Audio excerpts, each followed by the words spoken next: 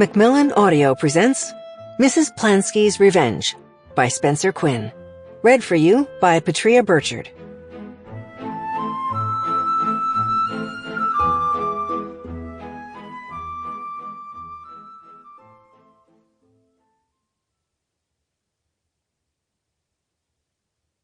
One. "Hello, it is I, your grandson. Insert name here," said Dinu. "Correct," said Professor Bogdan, language teacher at Liceo Teoretic. He leaned back in his chair and lit up at Chesterfield. "But too correct, you know?" Too correct? Dinu did not know. In addition, he was asthmatic, and the mere presence of a cigarette aroused a twitchy feeling in his lungs. No smoking in school, of course, but these private lessons, paid for by Uncle Dragomir, weren't about school.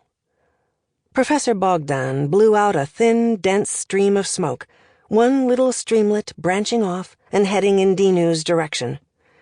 "There is English, Dinu, and then there is English as she is spoken." He smiled an encouraging smile.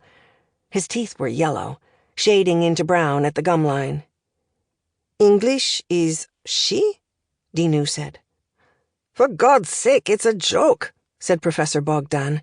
"Is there gender in English?" "I don't think such." "So, you don't think so? Come, Dinu, you've studied 3 years of English. Loosen up."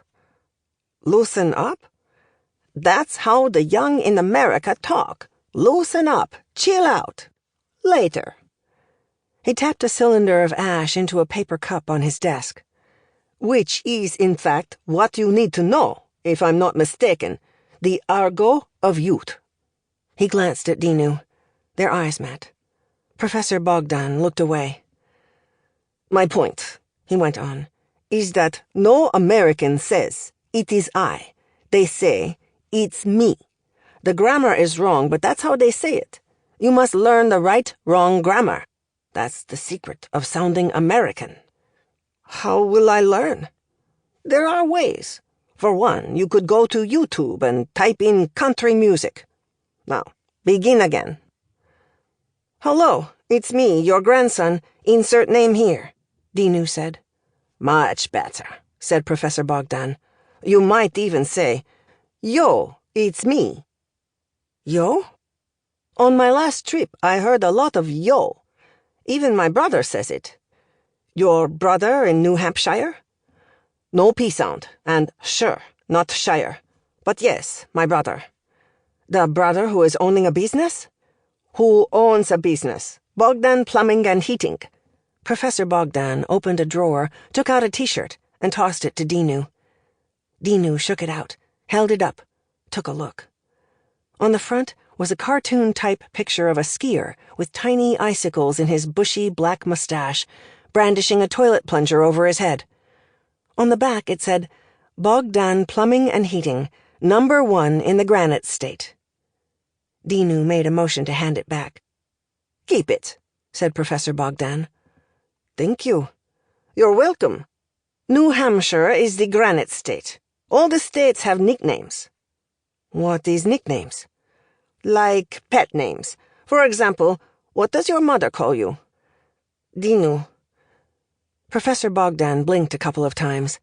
Like the skier, he had a bushy mustache, except his was mostly white. "Texas is the Lone Star State. Florida is the Sunshine State. Georgia is the Peach State." "Georgia?" "They have a Georgia of their own.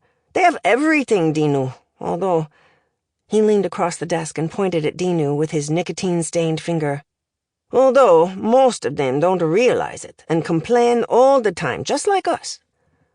"Does your brother complain?" Dinu said. Professor Bogdan's eyebrows, not quite as bushy as his mustache, rose in surprise. "No, Dinu, he does not complain. My brother grew up here. But his children, do you know what they drive? Teslas. Teslas, almost fully paid off.